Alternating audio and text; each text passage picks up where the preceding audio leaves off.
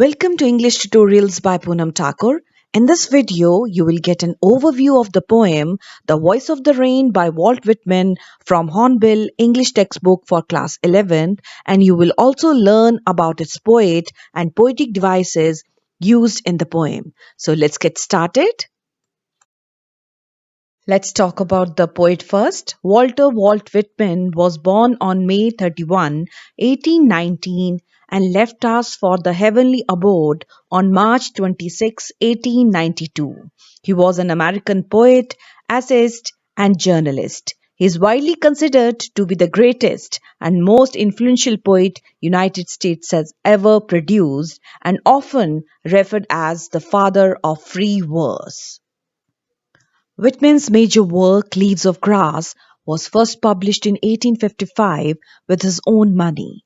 The work was an attempt at reaching out to the common person with an American epic. He continued expanding and revising it until his death in 1892. He was strongly opposed to the propagation of slavery. Through his poetry, he presented a view of equality of races, and his poetry often focused on both loss and healing. In The Leaves of Grass, he celebrated democracy, nature, love, and friendship. Let me introduce you to this beautiful poem now. The Voice of the Rain is a short free verse poem by Walt Whitman, originally published in a periodical called Outing in 1885. It was later reprinted in Leaves of Grass, Whitman's most celebrated collection of verse.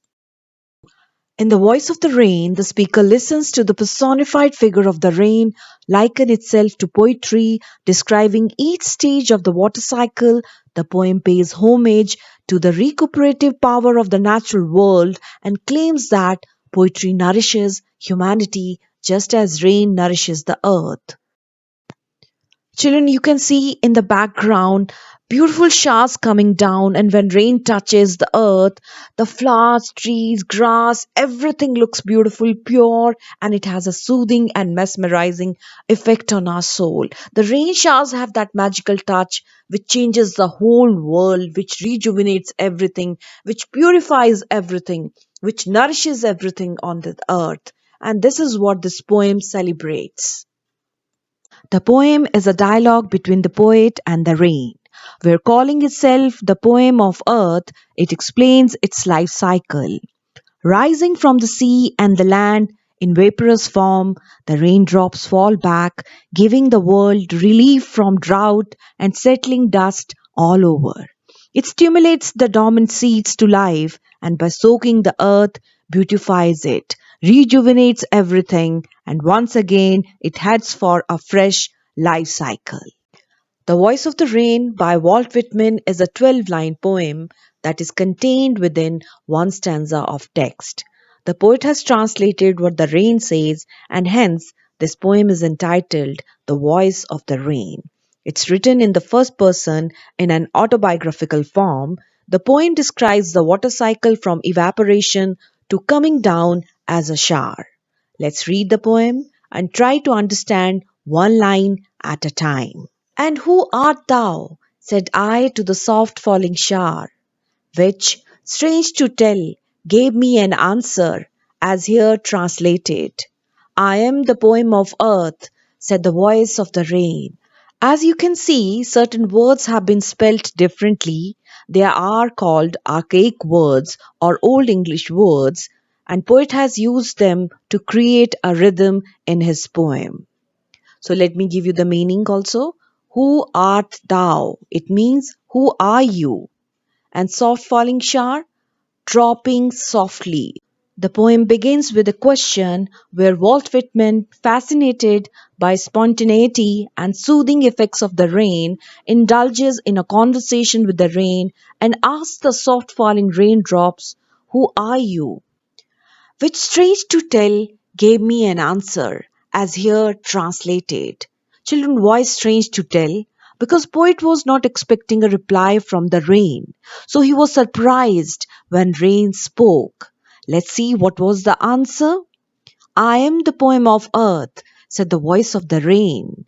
The rain tells the poet that she is the poem of the earth, just like a song or a poem which originates from the heart of the poet.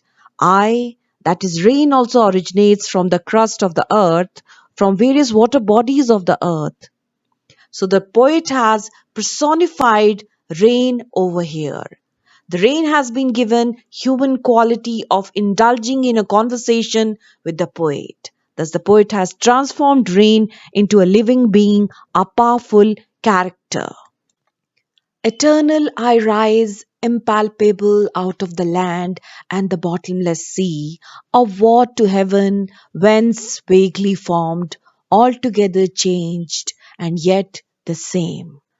Let's focus on the keywords used in these lines. The word eternal introduces the cyclical element of the rain's existence, as it is evidently something that continues forever.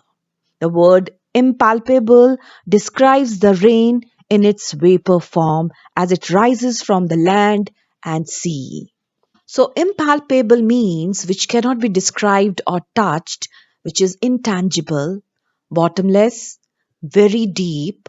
Heaven here means sky, whence is again an archaic word which means from where. Vaguely stands for not clear, formed, made into a specific shape or form. Here it refers to clouds. So vaguely formed, the vapor changes into clouds due to condensation. Eternal I rise, impalpable out of the land and the bottomless sea. The rain says that she is everlasting. She is eternal as the process of rain has been going on for centuries. It is never ending. It is perennial process.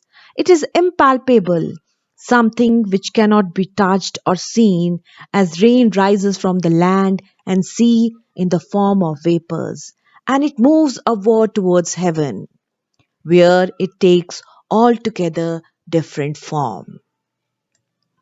Upwards to heaven, whence vaguely formed, altogether changed and yet the same. The poet says that the rain is an eternal process, but it takes different forms at different times. It rises from the land and the deep sea in the form of intangible water vapor and goes up to the sky. There it takes an indefinite shape in the form of clouds. It also says that although its form gets changed, its core still remains the same. Rain takes the shape of clouds, heavy with water, rich with rain, but essence remains the same. I descend to lave the droughts, atomies, dust layers of the globe, and all that in them without me were seeds only, latent, unborn. Let me give you the meaning of the words used in these two lines. Descend, move or fall downwards. Lave, to wash or bathe. Droughts, dry spells.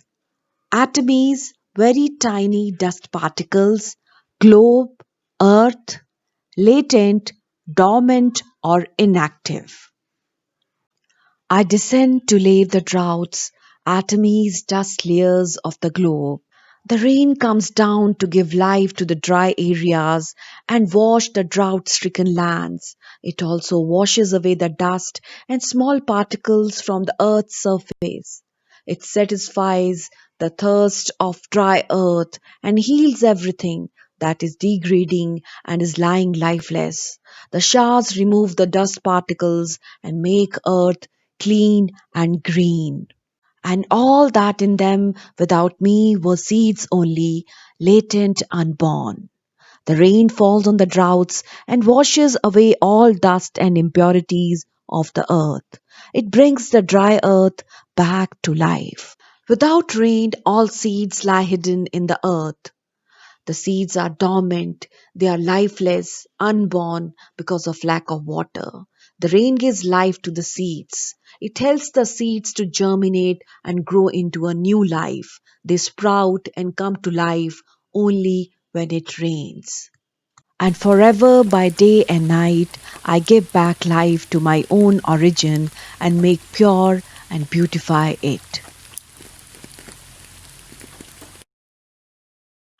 The rain helps its own origin by watering the land and quenching the thirst of drought stricken areas. It says that by day and night it provides life, care, and enrichment to the place from where it originated. The entire environment gets drenched in the rain, dust particles settle down, and there's greenery everywhere, which makes the whole earth beautiful to look at.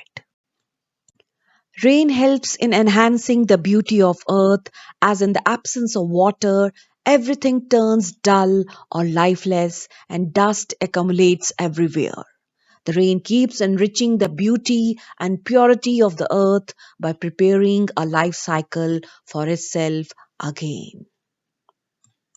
For song issuing from its birthplace after fulfillment, wandering, wrecked or unwrecked, duly with love returns.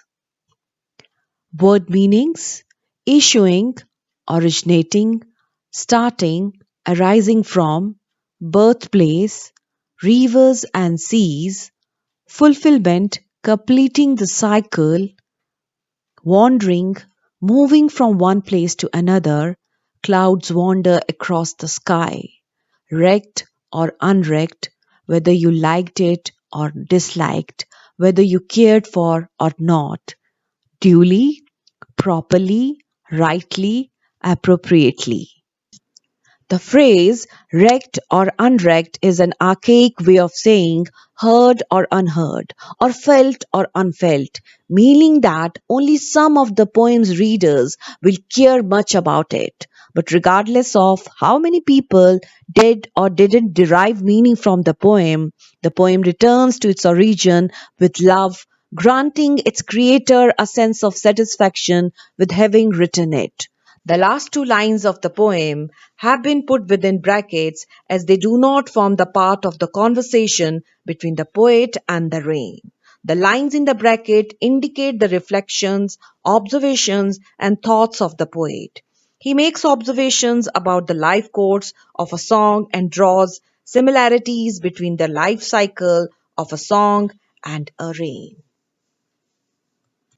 The poet compares the rain to a poem or a song. A song or a poem is creativity at its best. It has the power to calm, heal, rejuvenate, transform, and thrill.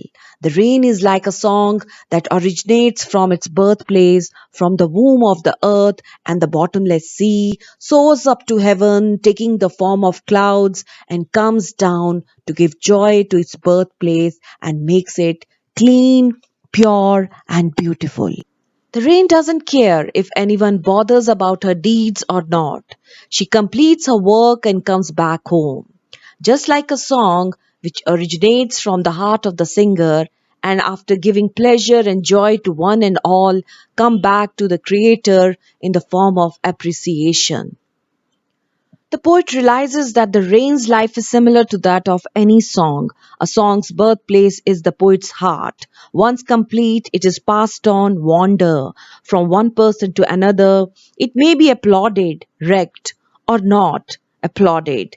As it travels, the good work is done. Like rain, a song, a beautiful form of poetry, travels far and wide, and any mind that it touches it has indelible impression.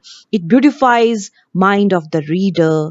Any mind it touches, whether a reader is aware or not, it has a deep impact on his mind. It is everlasting, just like a rain. Rain and music both return to the place of their origin after fulfilling their tasks.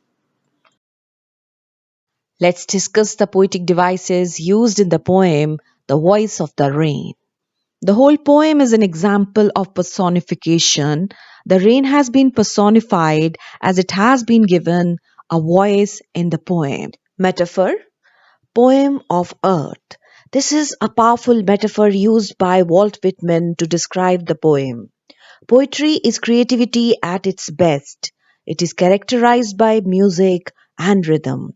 It has the power to soothe, heal, rejuvenate, transform, and thrill.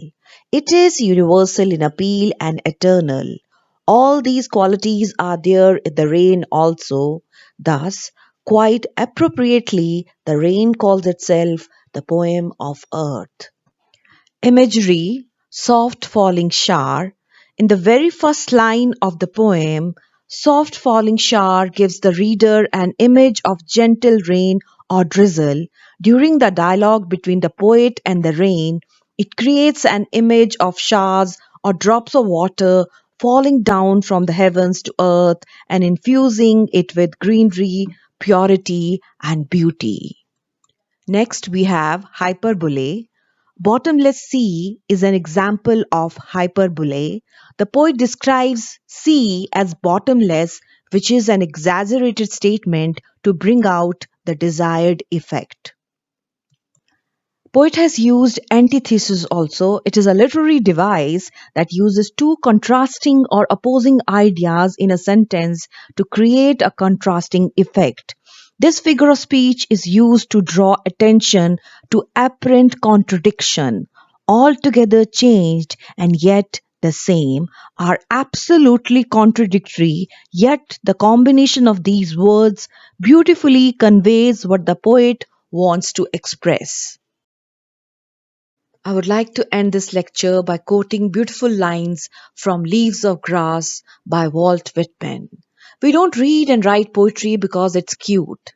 We read and write poetry because we all are members of human race. And the human race is filled with passion. So medicine, law, business, engineering, these are noble pursuits and necessary to sustain life. But poetry, beauty, romance, love, these are what we stay alive for. Thank you so much for watching right till the end. So if you like the video, please hit the subscribe button and the bell icon right next to it. And if you are happy with my presentation, give me a thumbs up. Don't forget to give your valuable comments. Keep watching English Tutorials by Poonam Thakur.